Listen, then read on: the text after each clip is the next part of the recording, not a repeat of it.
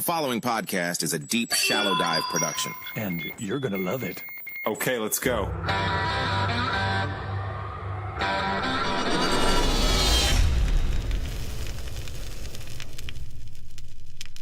mean, I'll tell you, man, you hit the holy grail with that video. That really went viral. That absolutely is the definition of going viral.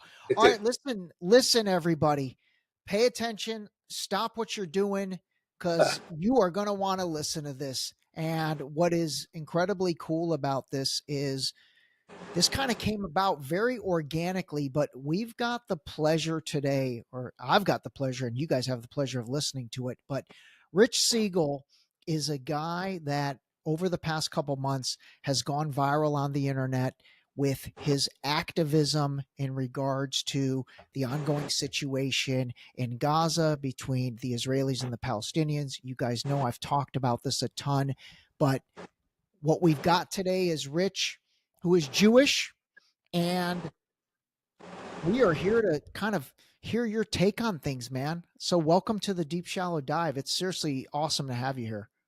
Well, thanks a lot. Appreciate you having me on.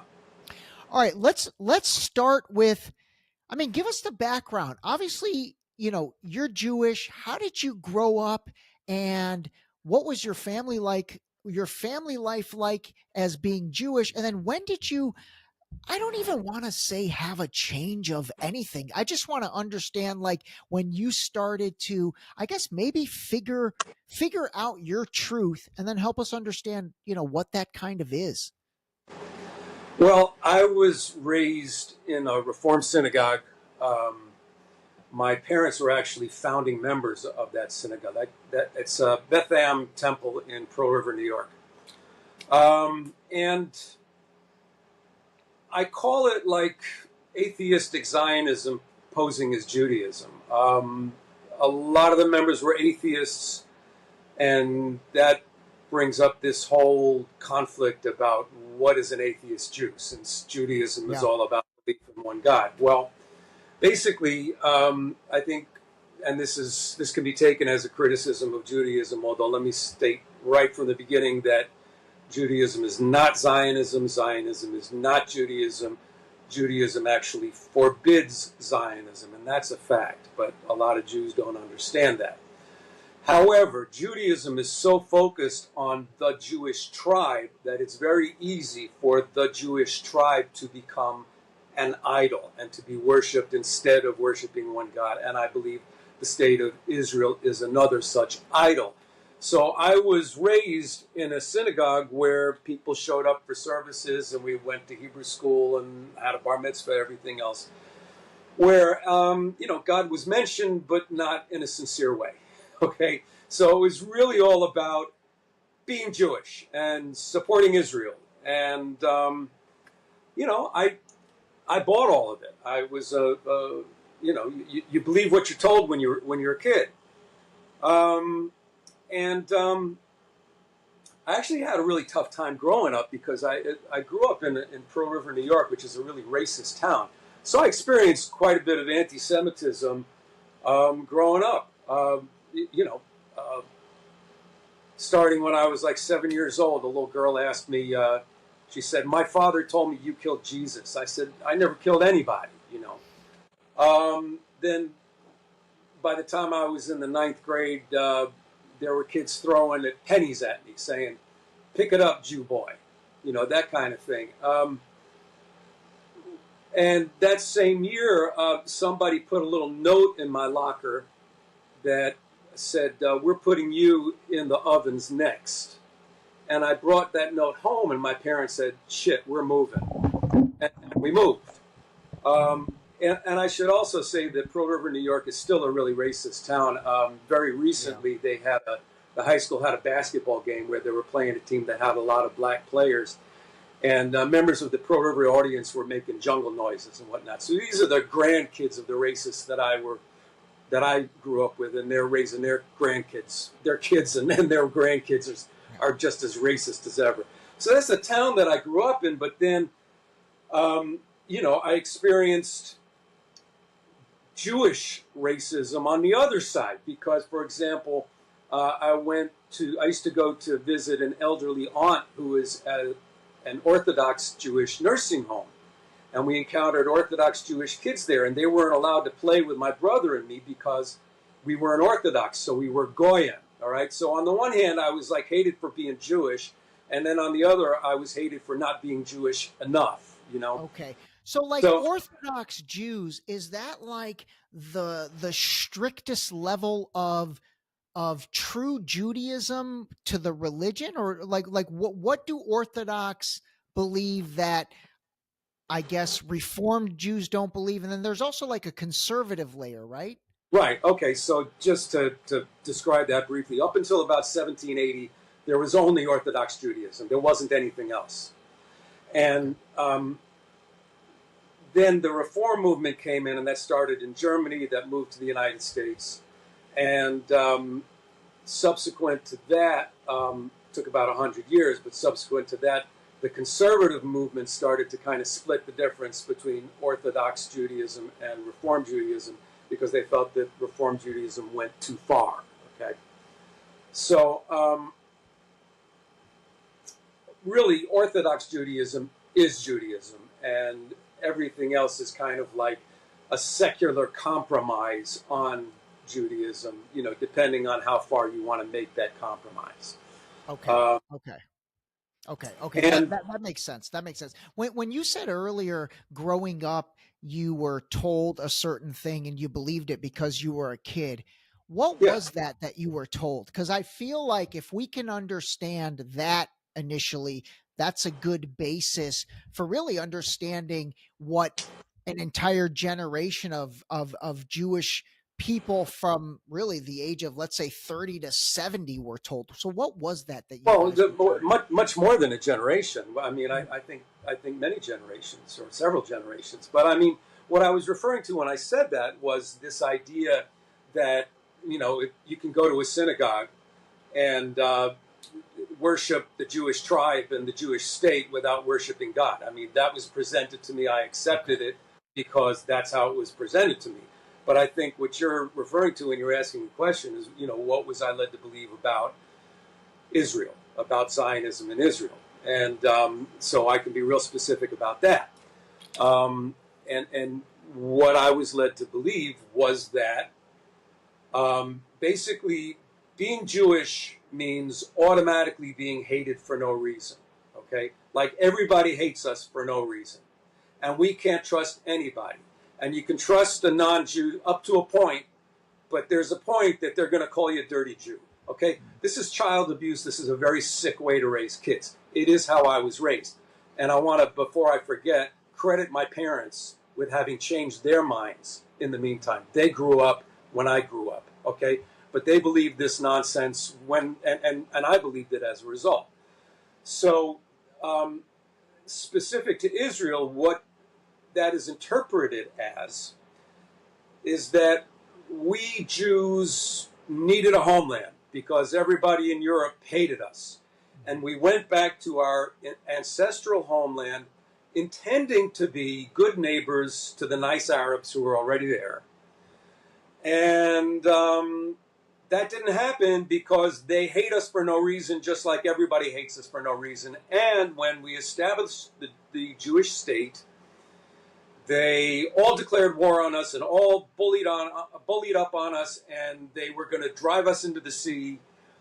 And they told their people to evacuate while they drove us into the sea, and then they would return later.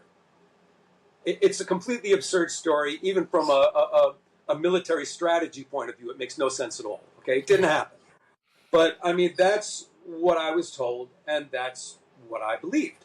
And you know, you tend to think of the people that nurtured and raised you as being basically good, even if they weren't. And I did.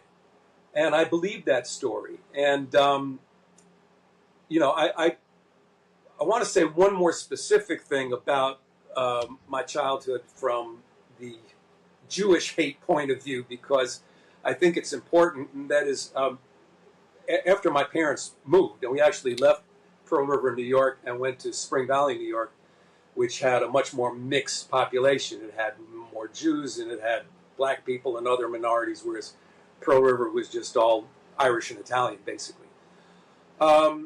So we're in Spring Valley, and now I'm very involved in Zionism. I'm president of a Zionist youth group, and our adult counselors, sponsors, the people from the congregation. Actually, it was a different congregation. I was a member of a Zionist youth group in my synagogue, and then I was president of the Zionist youth group at my friend's synagogue. So at that synagogue, so we're having our meeting in the basement of the synagogue, and the parents, the adults from the synagogue, bring in lyric sheets of popular songs where they had changed the lyrics into Zionist lyrics. And they had us singing about killing Arabs, okay? So now I want you to picture me at age like 16 and a bunch of other Jewish 16, 17-year-olds, 15, whatever, and we're all in the basement of a synagogue, which is ostensibly a house of God, and we're singing about killing Arabs. And I think that was my first inkling that something was wrong. You know, it was like, do I really want to sing about killing people? And, you know, then the answer that I came up with in my own head was, well, these adults are in charge of us and they are giving us this stuff to do, so it must be okay. And of course it wasn't okay, and it was more child abuse, and it was more racism, and it was my first dose of what Zionism really is, which is Jewish supremacy. And yeah, let's get into that, because honestly, I feel like I have access to a historian to many aspects with you.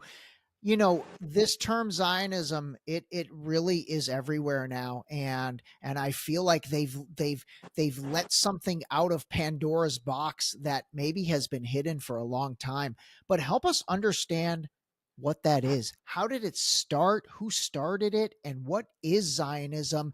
And then once you take us through that, maybe we can separate it from Judaism if you feel there is a separation. Oh, there's absolutely a separation. Okay, so first, just a little commentary on that, and that is that what I'm about to say is actually very simple. And when you have a conversation with Zionists, they try to convince you that it's very complicated, and that's an intimidation tactic, okay? They try to make you feel that, like, well, if you're not Jewish, you couldn't possibly understand, okay? And not only is it because you're not Jewish, but you don't know the history the way I do, because my family lived it and I was raised with it. So, you know, Mr. Italian American, Irish American, black person, whoever you are, you know, shut up, you don't know. Guess what? You do know, because it's real simple. And here it is. Zionism is a political agenda, and as such, it is not Judaism. Judaism is a religion, okay? Political agenda, religion, different, okay? Zionism was a political agenda that was in the air in the late 19th century, but it was codified by a guy named Theodor Herzl in a book he wrote called Der Judenstaat, which is German for the German state. He wrote that book in 1895. In 1897, there was the first Zionist Congress in Basel, Switzerland. You can put that as the beginning date of the movement. That was their first meeting, okay? What Zionism is, it's the political agenda to have a Jewish state in historic Palestine. Okay. And part of that agenda was the removal of the non-Jewish population. That was part of the agenda from the beginning. From Herzl's book through the entire pre-state period, where the government at that time of the Jewish community was known as the Yeshuv, and they had a committee in place that was studying the native population. It was for later transfer, and that ethnic cleansing happened in a big way in 1948. So before statehood, Zionism was the agenda to make this Jewish state in historic Palestine. And why historic Palestine? Why there? Well, actually, other places were considered, but Zion actually refers to that land, so it couldn't really be Zionism if it wasn't that land. And Palestine is the place where the Jewish religion started. Okay. And it's also an extremely important place in Christianity and in Islam. So it's very important for all three Abrahamic faiths. But the Jewish religion, and this is where Judaism and Zionism intersect, but they are not the same, okay? So Judaism talks about our exile from this land, okay? And then Judaism is all about a Messiah coming eventually, which is always in the future. It's like he's not coming any minute. So way in the future, when we behave ourselves well enough to merit it, the Messiah will come and our exile will end. Now, supposedly we're in exile from that land, and that happened at the time of the destruction of the Second Temple. The only problem is that this is historically inaccurate because there was no exile, okay? If some of the Jewish elite were kicked out at that time, maybe that's true. But the vast majority of the ancient Judean population or Israelite population at that time remained in place, and their descendants are the Palestinian Muslims and Christians today. They are descended from the ancient Jews. I am not. I'm descended from European converts to Judaism. Do I have any of the ancient blood in me? Maybe. But clearly I'm a white European, and we're descended from converts to Judaism in Europe. But and that Messiah that's coming, that Messiah that is supposedly coming, that's not sorry, Jesus. You're breaking up. I said that Messiah that's coming. And now you stop. Hey, by the way, you know what I'm going to do? I'm going to turn this low data mode on. You might not be able to see me anymore, but don't worry about it. Just look in the camera the way you're looking. Okay, all right. This might improve the audio. Okay. All right. So so that Messiah that's coming, that's not Jesus though, right? Like according to Christians, I think their Messiah is Jesus Christ. But according to Judaism, who is that Messiah? Because it's not Jesus, is it? Okay, right. So basically, the fact that Judaism has this Messiah figure has attracted many alleged messiahs through the centuries, okay? And for one reason or another, they've all been determined to be false messiahs. And I'm not taking sides here, but Judaism does not accept Jesus Christ as Messiah. Christianity is a religion that is built around Jesus Christ as Messiah, and that's where that split takes place. Okay. So Jews are still waiting for the Messiah. Okay, but they don't really have a name for that person? They don't know who that is? Okay. No, they don't know who that is. I mean, there's one sect, the Chabad Lubavitchers, who believe that a rabbi that they had who was recently deceased is the Messiah. But once again, most Jews are going to reject that. Okay. And then the Orthodox Jews, or even the ultra-Orthodox, like hardcore ones, so do they think right now they don't even belong in Israel, or that Israel is not theirs until that quote-unquote Messiah comes? Is that how it works? All right. So, yes and no. So basically, at the beginning of the Zionist movement, so you have to understand that I've already explained that there's such a thing called an atheist Jew, even though that sounds like an oxymoron. And the Zionist movement started out as a movement by atheist Jews. And at the beginning, it was totally rejected by all Orthodox Jews, 100%. And a lot of Orthodox Jews today deny that, but it's just a fact. So Judaism categorically rejects Zionism. Judaism says that we return from exile when the Messiah comes. The Messiah has not come, so we don't return, okay? But what happened was in the 1920s, there was an Orthodox rabbi, and his name was Koch, K-O-O-K. And he proclaimed that even though the Messiah had not yet come, we have entered into the Messianic era. Okay? So this is the way that some, or actually many Orthodox Jews feel that they can fool God on this issue by saying, okay, we're now in the Messianic era, therefore we can join up with the atheist Zionists that we used to say we hate. So now, today, there are many, many Orthodox Jews who are Zionist, especially the modern Orthodox, who are the large community in my town in Teaneck, New Jersey. And there are many, many Orthodox Jews who continue to reject Zionism.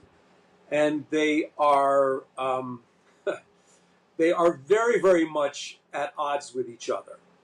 They abhor each other. They can't stand each other. So, but that's how it is. That's interesting because, I mean, I see a ton of videos on Instagram, especially where I guess it's the Torah Jews, Torah, and I might be pronouncing that wrong. No, that's the correct. Ones with the hats and maybe the side curls and all that. They seem like they are totally against Zionism. Okay. Am I interpreting that correctly? That particular group is, and they are the Neturei Karta rabbis, who I believe are a subgroup of the Satmar sect, and they are anti-Zionist. Now, but because you just called them Torah Jews, I have to explain what that means. Okay, so the Torah is the first 5 books of the Jewish Bible, the 5 books of Moses. That's the Torah. But Torah, as a more inclusive term, means the totality of all Jewish scripture, including the entire Jewish Bible and the Talmud, which is 2 Talmuds, the Babylonian and the Jerusalem, and including other writings as well. So when they talk about themselves as being true Torah Jews, what they mean is that they are the ones who have the correct interpretation of Jewish scripture. Okay? And what that also means is that the Zionist Jews have the incorrect interpretation. And, you know, I'm not an Orthodox Jew myself, obviously, but knowing as much as I do about Judaism, I agree with that assessment. You know, the Torah absolutely forbids Zionism. Okay, got it. Okay, so the Zionist movement started in 1897. I do know Theodore Herzl is obviously kind of the founder of that. So take us through like the Balfour Declaration from 1917 and then into 1948 and kind of what took place there. Okay. So basically, settlement began after this first Zionist Congress in 1897. I think the first major settlement activity was in 1906. So in 1917, that's the Balfour Declaration, and that is when British MP named Balfour wrote a promissory letter to Lord Rothschild, promising a Jewish homeland in Palestine. And part of that promise was that it should not affect the native Arab population adversely.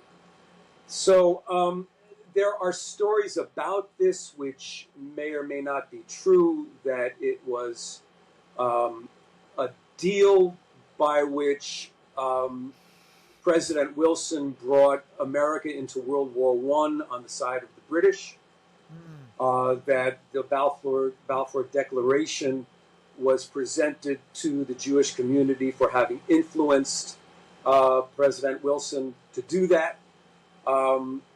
That's a theory. I'm not going to confirm or deny it. But basically, Balfour had no right to promise Palestine to anyone. And at the same time, they were making contradictory promises to the Arabs. World War I was in process at that time.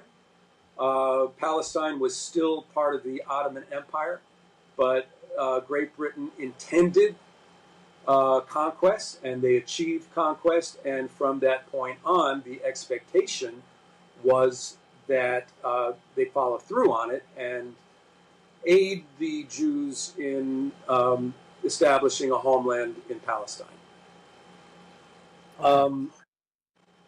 So the history between the Balfour Declaration and 1948 statehood is pretty complicated because the British were seen as betraying both the Arabs and the Zionists at different points. I don't want to get too specific, but it all led up to the 1948 ethnic cleansing and statehood. And very specifically, the main event leading up to that was the 1948 UN resolution. And a lot of people are under the impression that the United Nations created the State of Israel, and they absolutely did not do that. And the United Nations does not create states. But what the United Nations did was they passed a non-binding resolution recommending partition of Palestine, giving more than 50% to the Zionists and less than 50% to the Palestinians. And partition of Palestine at all was a violation of the UN's charter, because the UN's charter guarantees the rights of self-determination to majority populations. The majority population in Palestine were the Arab population, the Muslims and Christians, and Jews too. But the Arab population was totally against partition of Palestine, and that includes the Jews. And so they violated their own charter when they passed this resolution. It was a non-binding resolution, but it was taken by the Zionists to be a victory, and immediately after that UN resolution was passed, Zionist terrorists began depopulating Palestinian villages in what has become known as the Nakba, and that continued through 1948 and into 1949. And that is when over 500 Palestinian villages were liquidated, eliminated, towns and villages. And there were 30 documented massacres. And over 750,000 people became homeless, became refugees. And the state of Israel was established in the middle of all that. The state was established on May 14th, 1948, while this Nakba was raging. Wow. And this, you know, incidentally, this was the real shock to me to find out. Because, you know, when I was a kid, there was absolutely no mention of this. And the whole idea, now, we knew that there were Jewish terrorists, okay, so, because there was the bombing of the King David Hotel in 1946, and that was a gesture by Jewish terrorists against the British at that time, okay? So we knew that these terrorist groups existed, but we thought that they were primarily focused on the British. And I was taught that we did nothing wrong to get this state. So this entire history was hidden from me. And of course, as I mentioned, I was a Zionist youth group president. So I was very active. And, you know, in my early 20s, I actually lived and worked in Israel and was, you know, on track to become Israeli. And I did so, I was in that position simply because I was lied to all my life. And this is really the source of my anger, because I feel like I was the driver of a getaway car and nobody told me they robbed a bank. You know, wow. This is the feeling that I have, that I contributed to this crime against humanity, even in a very small way, because nobody told me that that crime existed.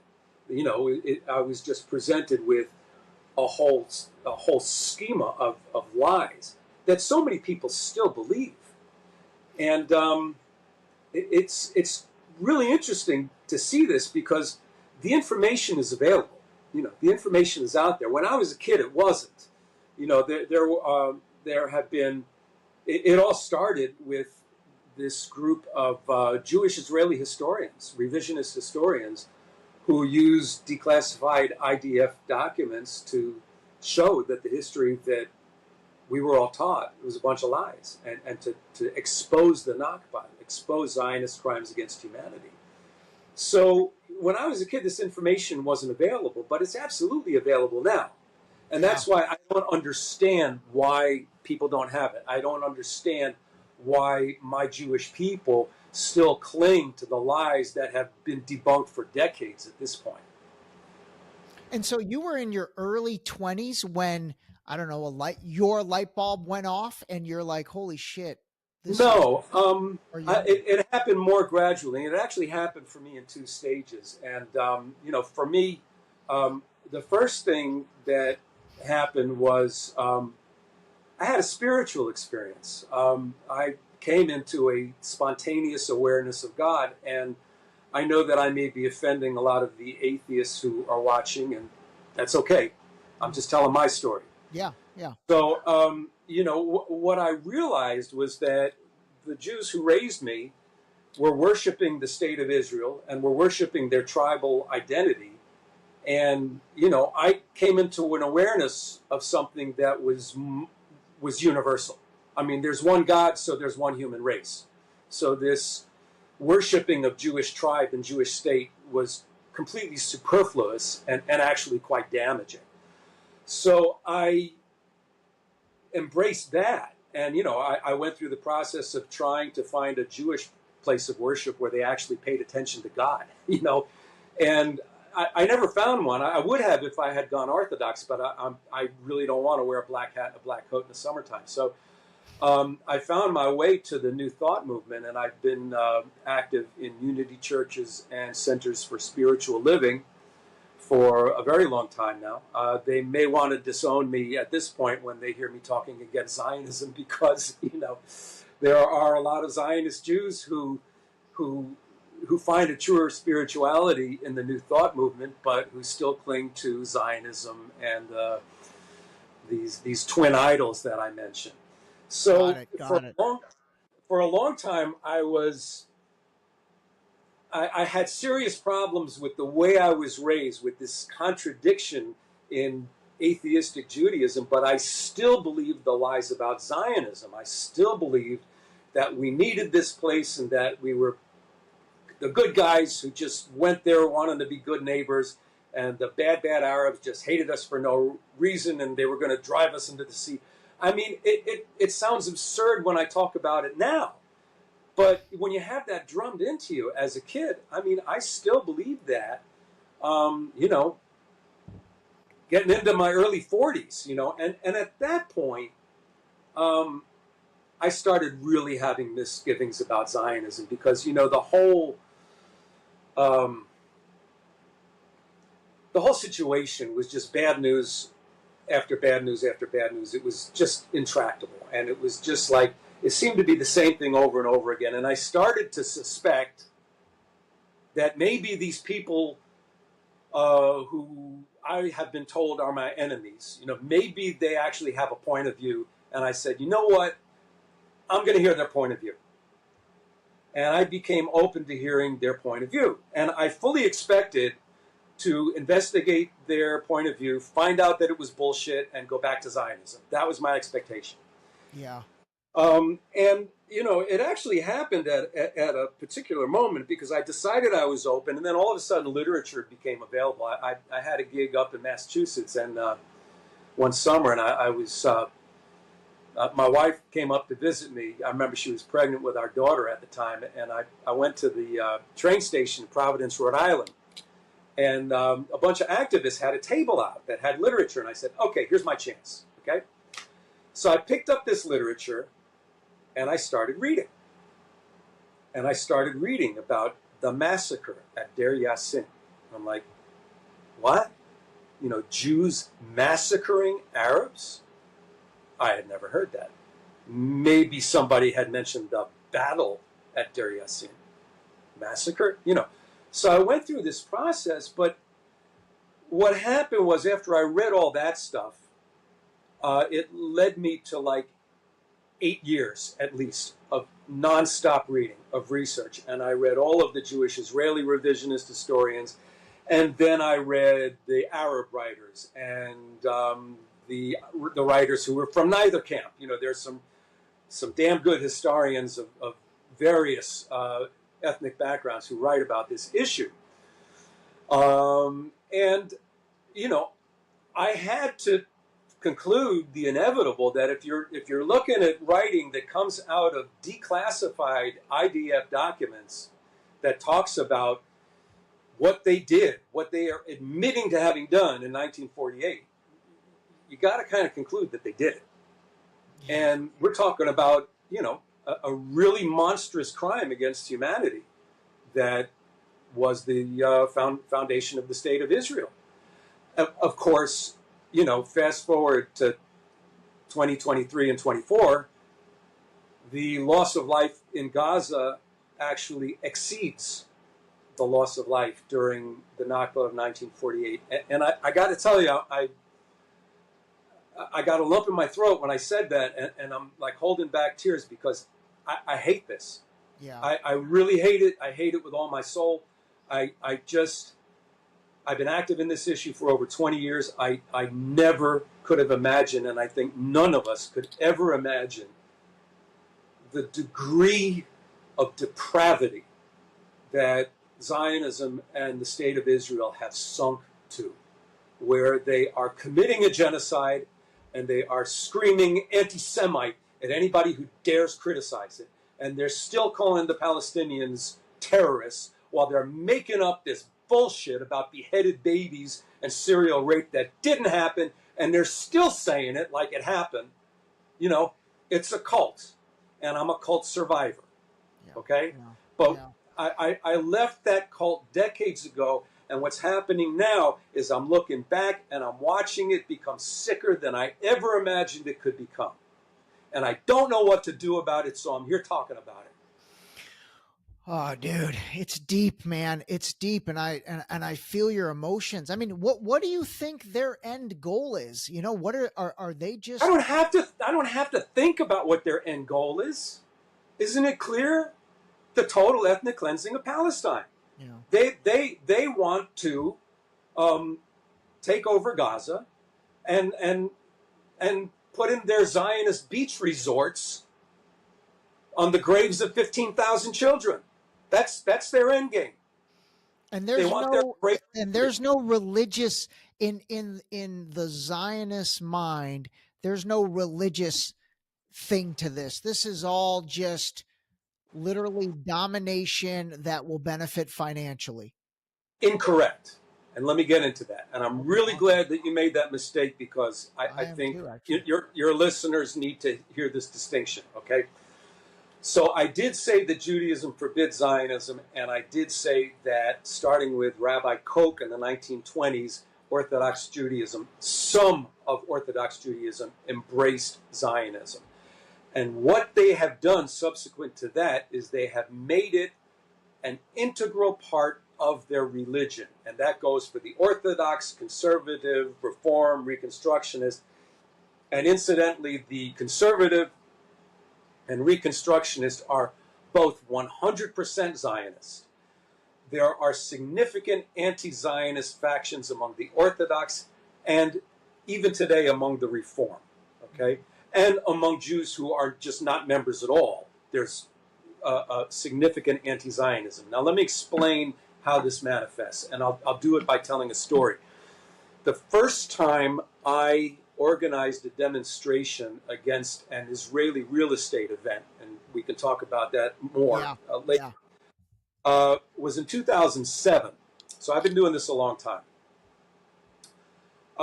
At that time, I pursued communications with the rabbi of the synagogue that was hosting that event. His name is Stephen Przansky, and he is now a resident of the State of Israel. He has made aliyah, which is how we say Jews leaving the United States or other places and going to Israel. They're stepping up they're making aliyah. They're doing a holy thing by going to Israel, and they believe this. Now, when I had the conversation with Rabbi Pruzansky, first of all, he was willing to enter into a conversation with me because he saw me as like a wayward Jewish son, and he felt he could bring me back into the fold. That didn't happen. But he made it a point to explain to me that when they were going to have this Israeli real estate event at his synagogue, they were not having it in the various catering rooms that they have there. This is a big synagogue. There's plenty of space for them to have a real estate event. But they weren't doing it in those spaces. He was intentionally having it in the sanctuary of the synagogue because, pay attention, because the redemption of the land is a religious duty. What does that mean? Because putting Jews on the land, which means getting rid of the Muslims and Christians, is a religious obligation, okay? So they absolutely see Zionism and the Judaization of this land as being integral to their Judaism, whereas it's an absolute perversion of their Judaism. They won't listen to me say it because I'm a secular Jew, and I've been excommunicated, by the way.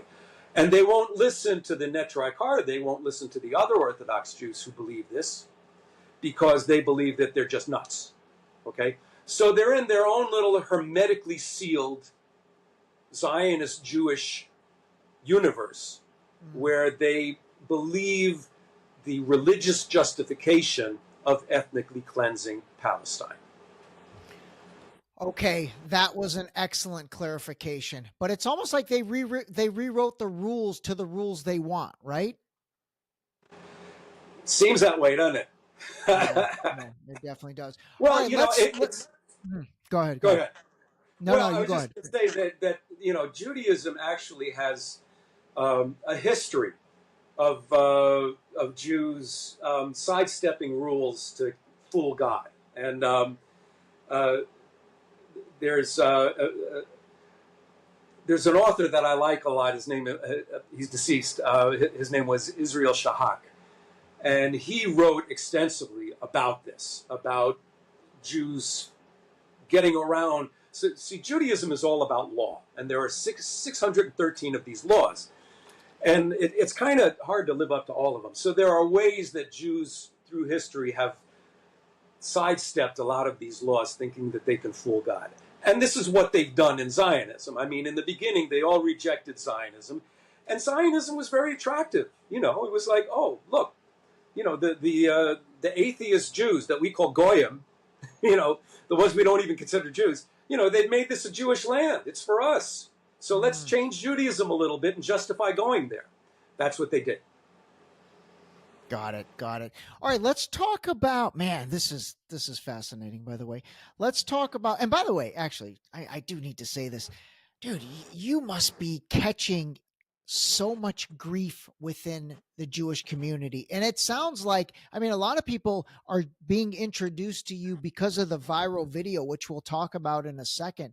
But what I think people don't know, and actually I really want them to know, because, you know, you didn't just start doing this in 2023. Like, you've been active in this space for 20 plus years now. I think that's important for people to understand that, because honestly, that's credibility. Yeah. All of a sudden, you know, this video went viral, and I mean, just a funny story about that. Yeah. Let's talk about that. My daughter is a freshman at college, and I'm going to not say where. And some people, and she supports the Palestinians, and she actually attended a demonstration. And some friends of hers came up to her and said, "Hey, you got to see this guy in this video." And she looks at it. She didn't even know I was in this viral video, and she was like, "That's my dad."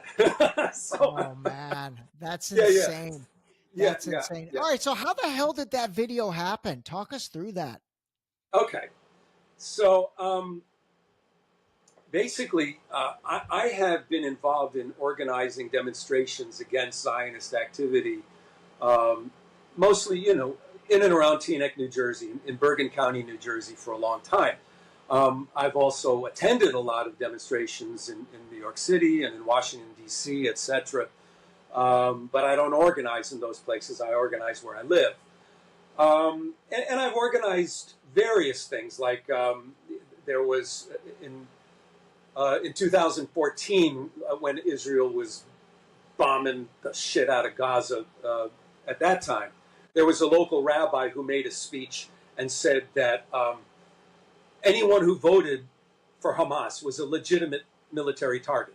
So giving permission to kill people based on how they voted. So naturally, I organized a demonstration at his synagogue, time to go along with his Sabbath services.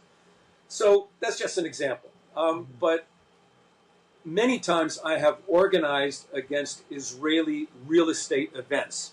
And let me describe exactly what these are. So there are Israeli real estate companies who tour the United States, Canada, and the UK. I know those for sure. They probably tour other places as well, in Western Europe, Australia perhaps.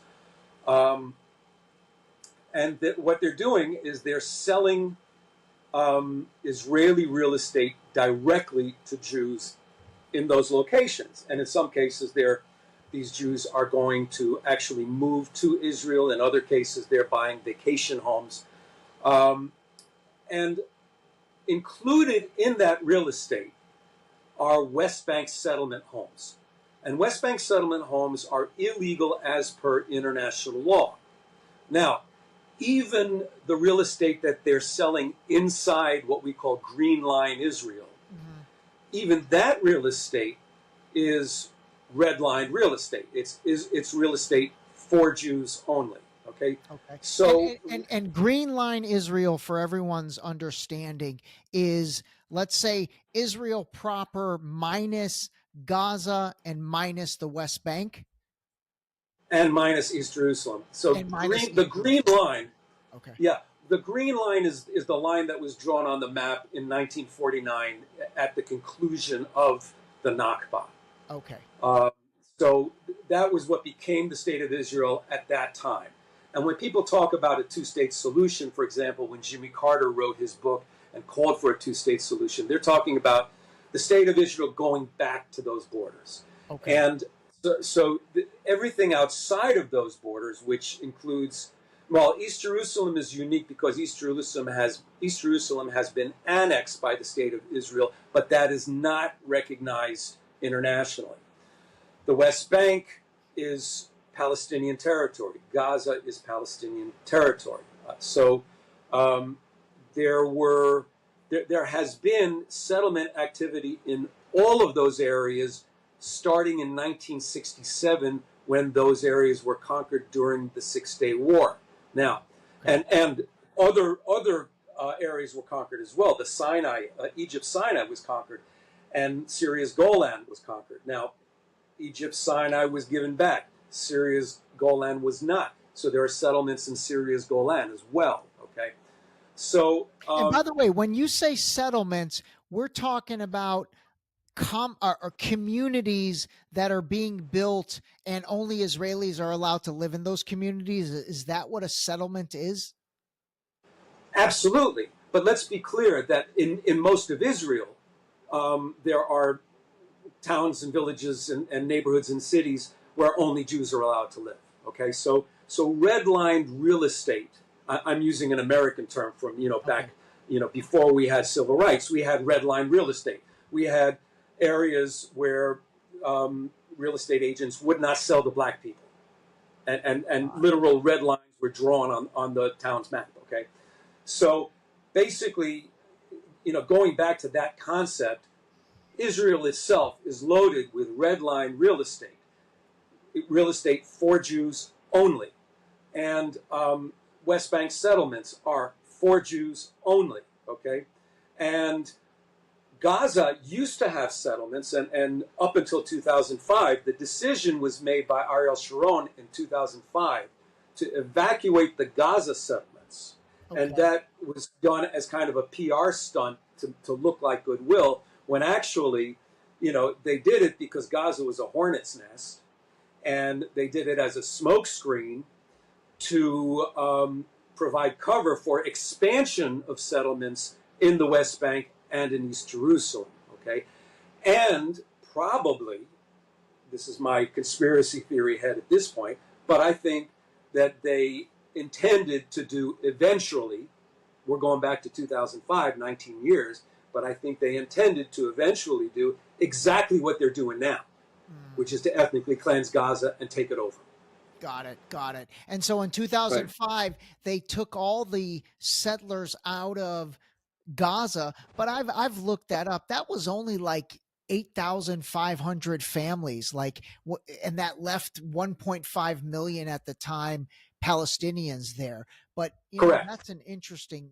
Yeah, I mean, to me, that's like, okay, wait a minute. That's like less than 1% of the population was Israeli anyway, so it's no major feat to bring them out of Gaza. But that's except that you don't know the settler mentality. Oh, okay. I mean, these people left kicking and screaming, and they intend to go back now. They're organized to go back now. They're organized. They're planning to go back. Wow. And back when Israel signed a peace agreement with Sadat in Egypt, okay, and gave the Sinai back to Egypt, there were settlements in occupied Sinai at that time, and they had to evacuate them. And those settlers left kicking and screaming, because they're all right-wing Zionist fanatics, and they all believe in a greater Israel, and they want to take over the land.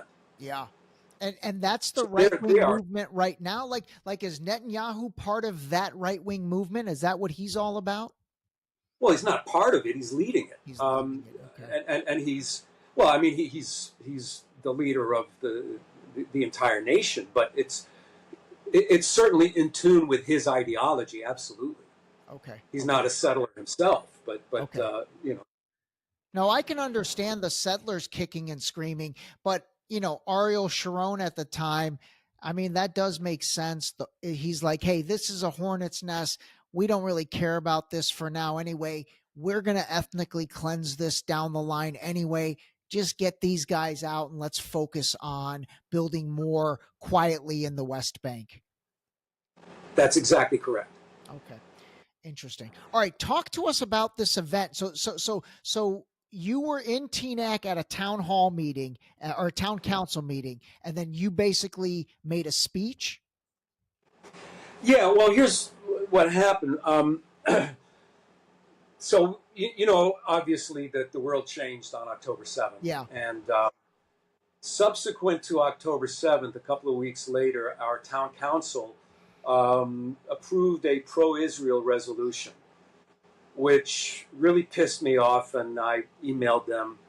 I had spoken in front of the town council years ago. Actually, one thing I didn't mention was that the Orthodox Jewish community volunteered our town to have a sister city relationship with a West Bank settlement. Wow. And I discovered this, and I went in front of the town council, and I said, this needs to end now. And it did. Because I brought it to the attention of the town, whereas only the Orthodox Jews knew that, they had volunteered the town for this sister city relationship. So I had spoken in front of the town council before, but it had been a long time. I sent them angry emails after they approved this pro-Israel resolution. And anyway, so months go by, and clearly there's a genocide going on. And then I find out that they're having another one of these Israeli real estate events. And I check, and sure enough, they're selling real estate in West Bank settlements, in addition to the real estate that they're promoting inside Green Line Israel. So I said, I've really had enough of this, and sending them an email is not going to do it. So I went in front of the town council, and I spoke for 3 minutes, and I made the point that this event was planned.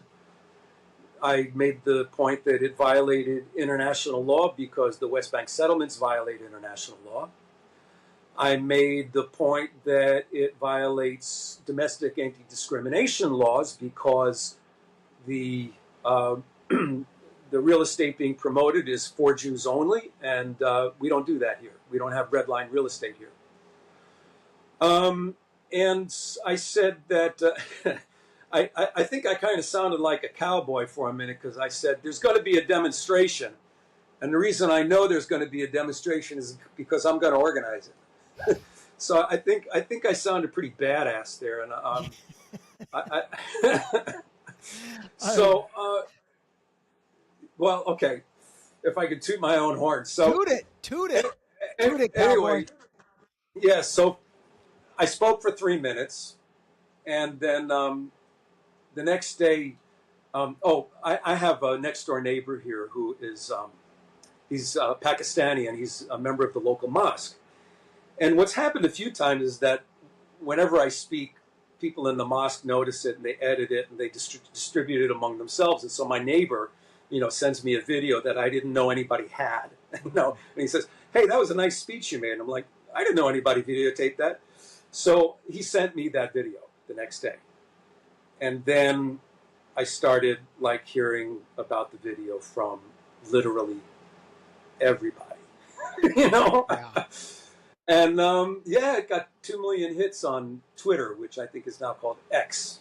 That's right. And now that we're all used to calling it Twitter. So it was a really good thing because happened. That is officially viral, man. That thing, I think now I tried to sum up the different places that I've seen it. I think that's well over 5 million views collectively now. So then that led to, did you then start getting contacted once that thing took off? You got contacted by all these other outlets? Yeah. Well, I mean, some just put it on without contacting me at all. I mean, Amy Goodman, Democracy Now!, she ran it. Majority Report ran it. But I have been contacted by many journalists from many different countries.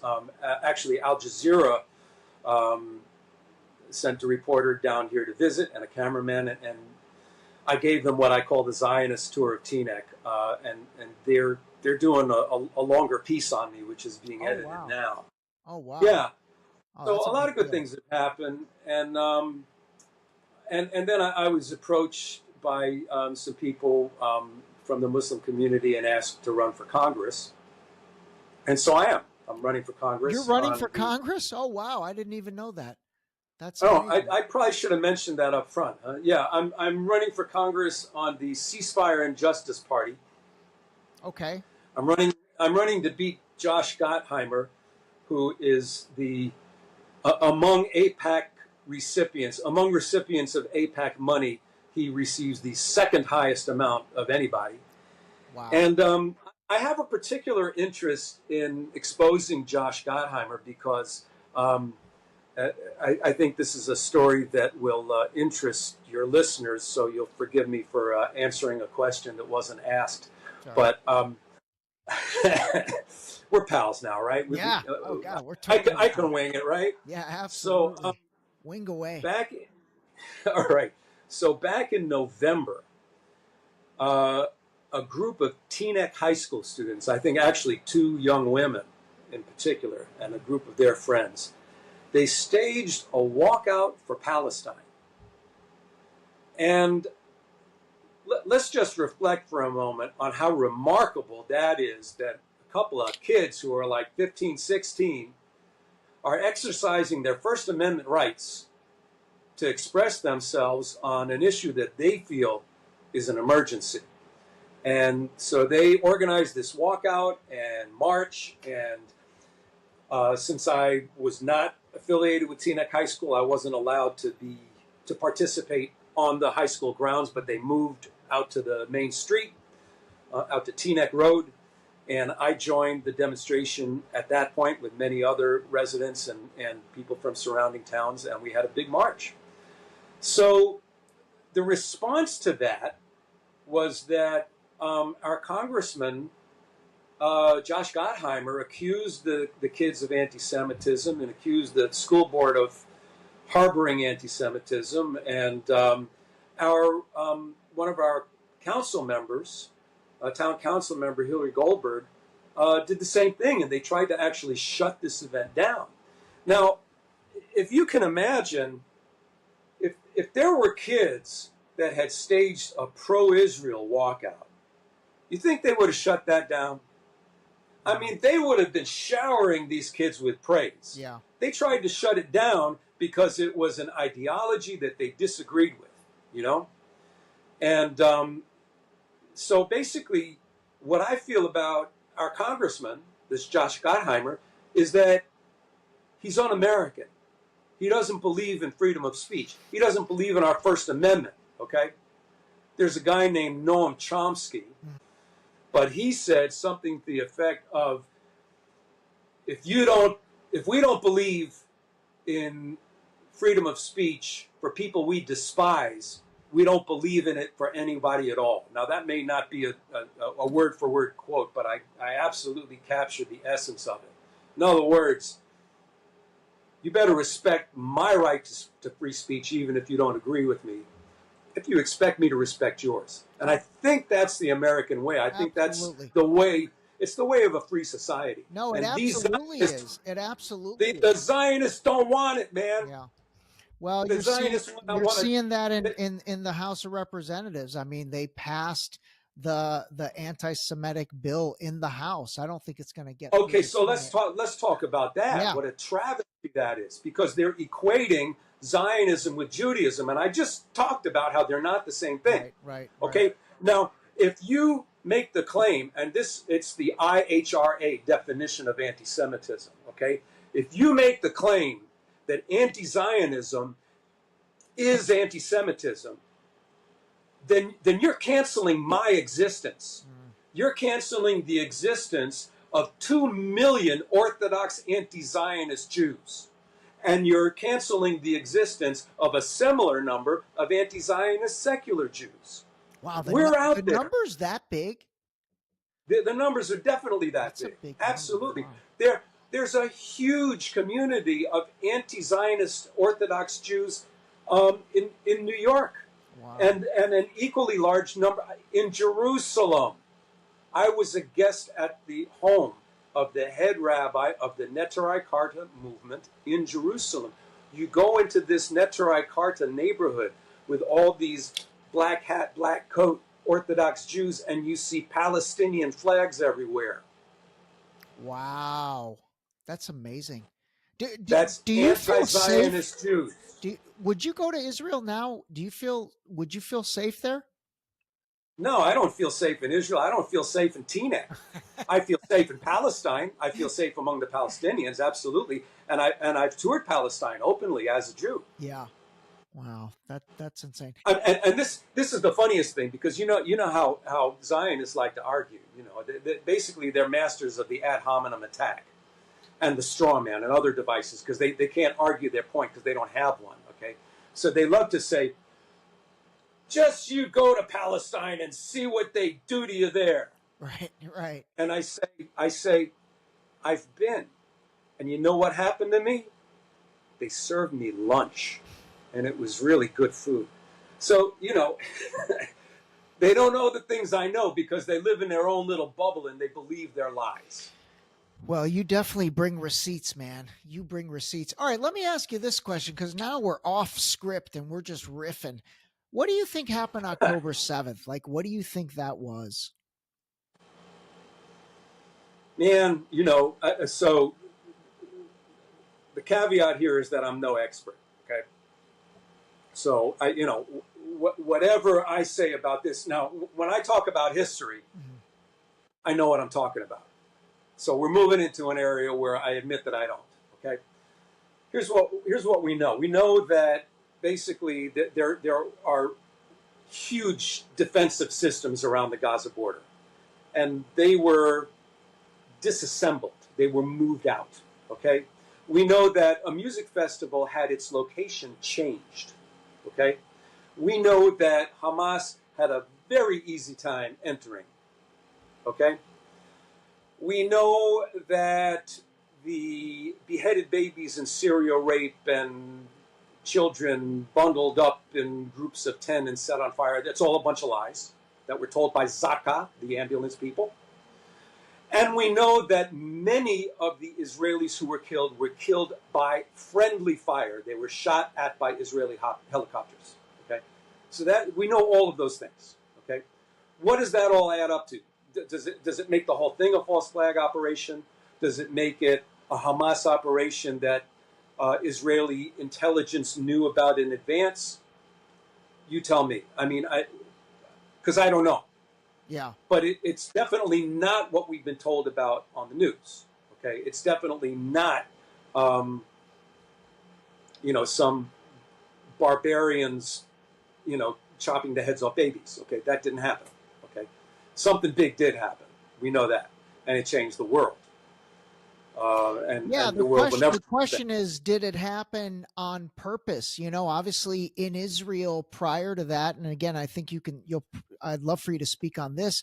The judicial reforms that were taking place, that Netanyahu was trying to gain more power. I mean, I know that was a huge deal. I think Netanyahu himself was on trial for 3 either civil or criminal things. So, talk to us about that stuff that was before October 7th.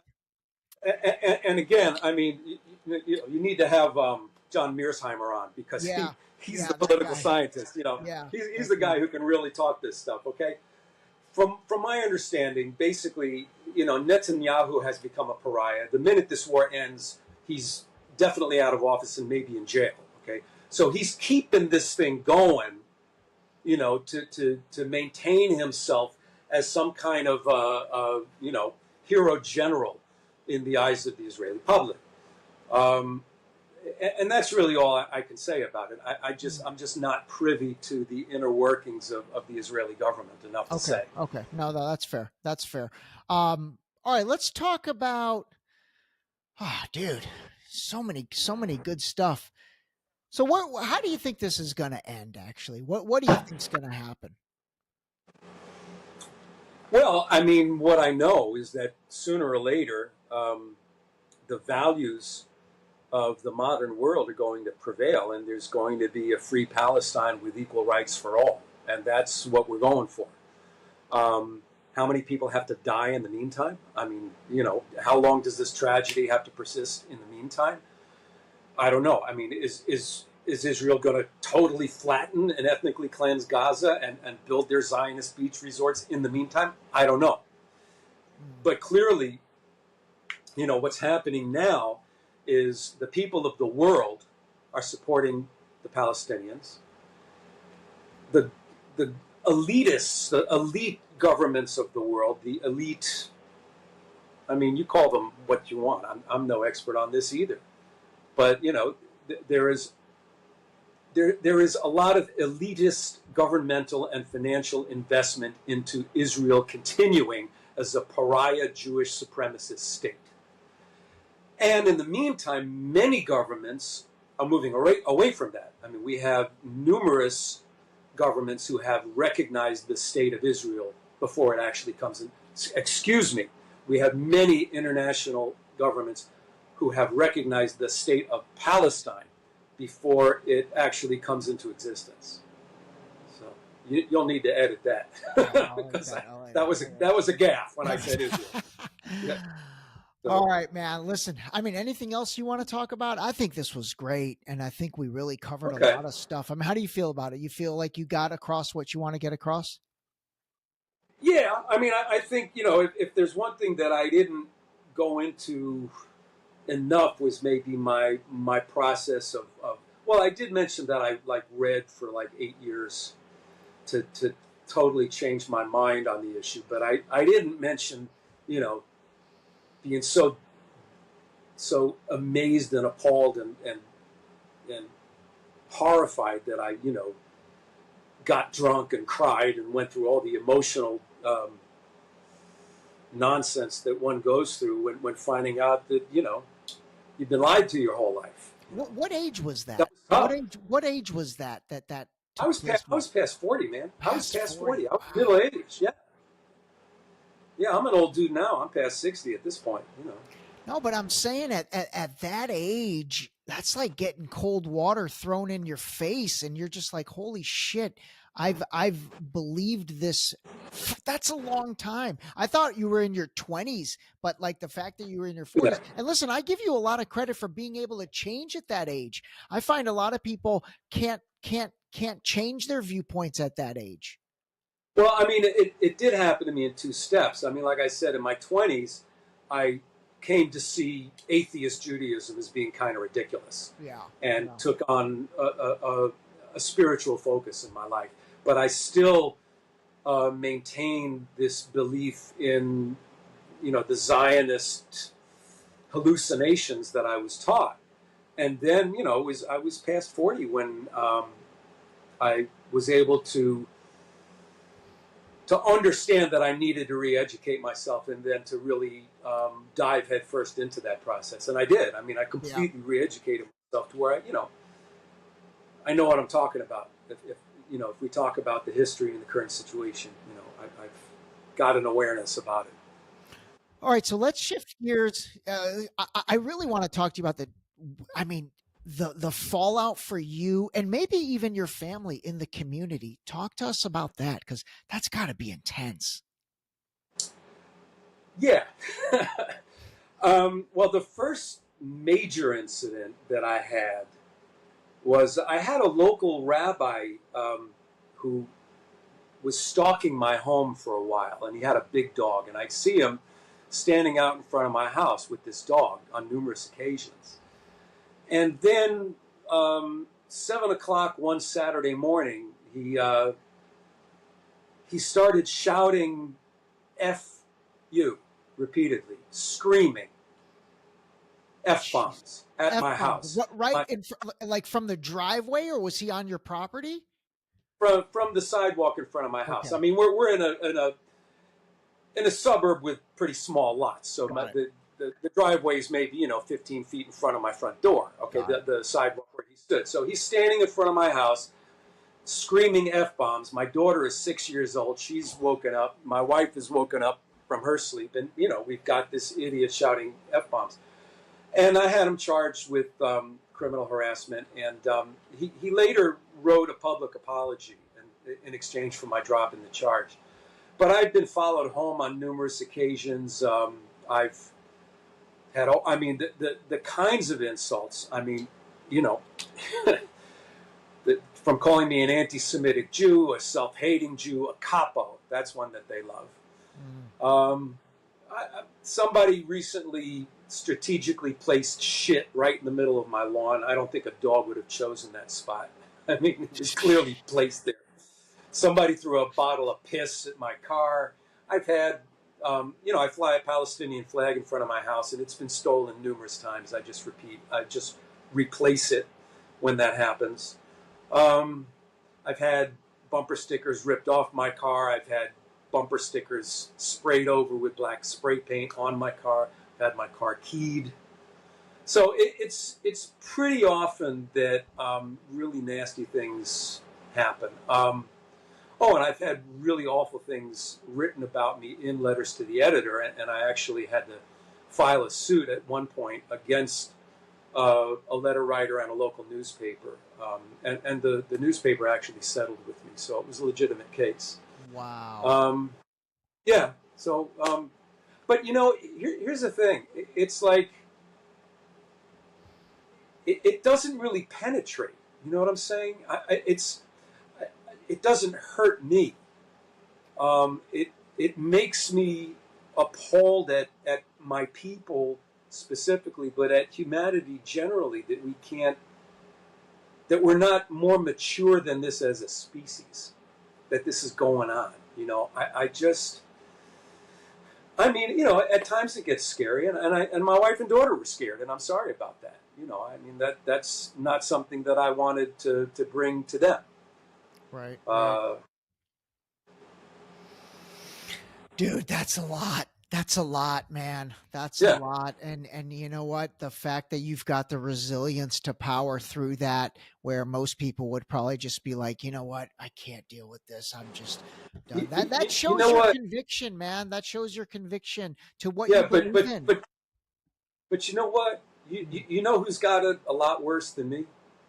The Palestinians. Every last person in Gaza has it worse than me. Okay. Yeah. Okay. Absolutely. And people on the West Bank have it worse than me. Okay. So it's like what I'm going through is nothing compared to what my people are putting them through. That's a little perspective, So go ahead, call me a capo. You think I care? You know what a capo is? No, just like a okay. traitor or something. No. So back during the days of the Nazis and the Holocaust, there were Jewish ghettos, in particular the Warsaw Ghetto, where able-bodied young men were put in charge of the ghetto inmates, or were put in charge at at Auschwitz and other what word am I looking for? Concentration camps, like concentration camps. So right, that's the word I'm looking for. So there were young able-bodied men who were put in charge of the populations in the concentration camps, and they were answering to the Nazi soldiers. So they were in a way assisting the Nazis. So they were considered to be traitors to the Jewish people. So they call me a capo now because I'm a traitor. And that they love that, and because they love it in particular because it's a word that they can use, and non-Jews don't know what it means, but they know that I know what it means. So. All right, Rich. Listen, man, it's a pleasure to meet you, man. You got some. Well, the pleasure's mine, and you've got some balls, dude. You've got some balls, man. You got some balls of steel, dude. Cojones. Cojones. There you go. Exactly. All right. Listen, I'll let you get on with your evenings, and then I'll be in touch. All right. Hey, all right. Thanks a lot.